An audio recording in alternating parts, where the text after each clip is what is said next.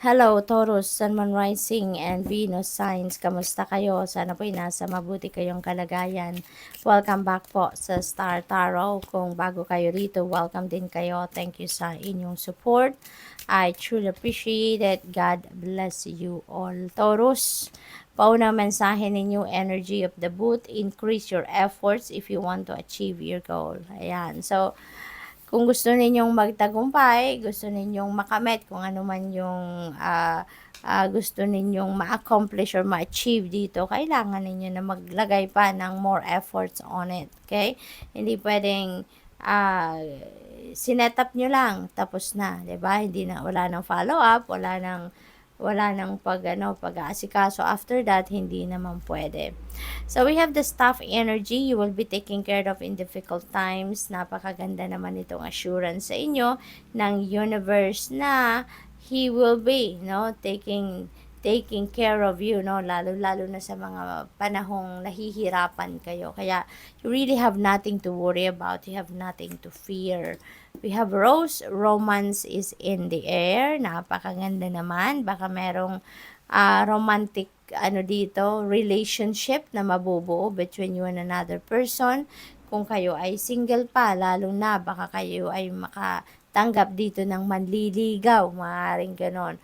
Or kung nasa relationship na kayo, baka ngayon baka may celebrate kayo, no, sa inyong relationship, monthsary, anniversary, mga ganon, kayo extra romantic, extra sweet kayo. Great passion, ayan, definitely that is related to your romance, no? So, siguro ngayon, you're going to display your great passion towards your person or towards your, relationship. So, we also have successful outcome to your problems. Ayan. So, finally, mayroon din solusyon na sa inyong problema. Kung ano man ang iniinda ninyong problema lately, magiging matagumpay na kayong masusolusyonan yan, which is good. There are opportunities waiting for you. Ayan, meron na mga naghihintay na oportunidad sa inyo around this time, Taurus. So, congratulations to that. We don't know kung ano to, no? Kasi sarado pa siya. So, we never know kung ano. You will discover, no? Kapag nandyan na kayo. We have dogs getting together with friends. Ayan. So, siguro meron kayong get together, no, social gatherings, or meron kayong encounter siguro with your friends ngayon, no. So maaaring nagkaayaan dito na magkape, magtsaa somewhere, no. So what else? We have torch, spiritual development, enlightenment, awareness, and understanding.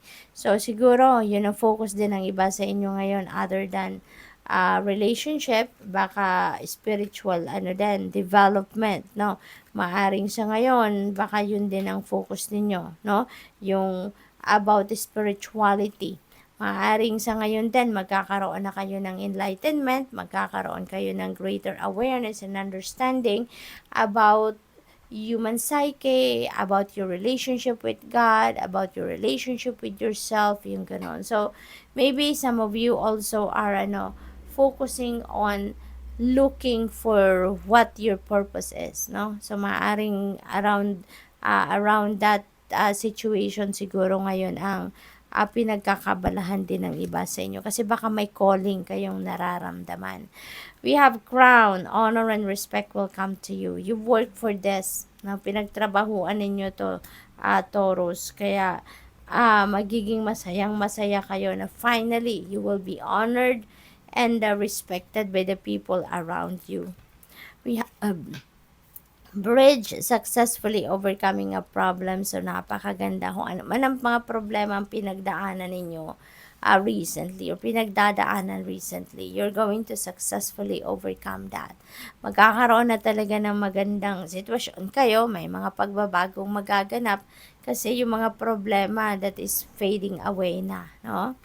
We have wind chime, and finally you're going to feel that peace and harmony. You're going to experience that peace and harmony sa buhay ninyo, which is really good.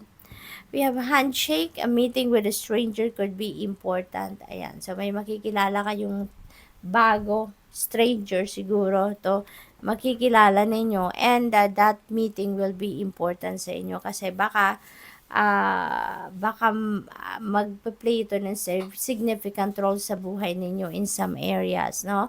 Baka magiging kaibigan ninyo to, magiging partner ninyo sa negosyo, or magiging ka-collaboration ninyo, or baka maging romantic partner ninyo ito. Pwede rin ganon. So, this person or this meeting is going to be an important one for you. What else? We have angel number 1515. Sabi dito, an opportunity, help, extra cash, or other support is coming your way. So, may mga blessings na papadating, And so, keep going and have fun when performing your task.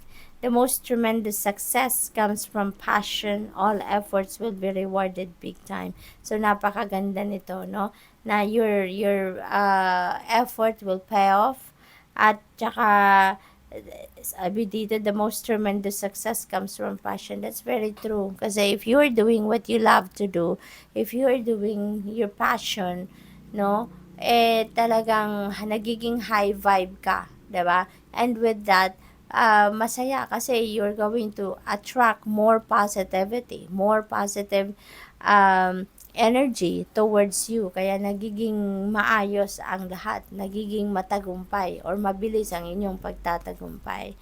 We have angel number 0440, intuition. So, sa lahat ng mga kaganapang ito sa buhay ninyo, you are being guided, no, by the divine. The divine universe is sending you intuitive messages to guide you dito sa mga lahat-lahat na gagawin ninyo or ginagawa ninyo. So, follow your gut. It's more than just a feeling. Be real with people and focus on meaningful relationship.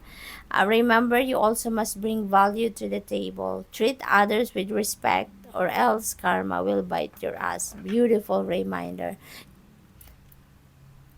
Thank you for watching Love and Light. Namaste.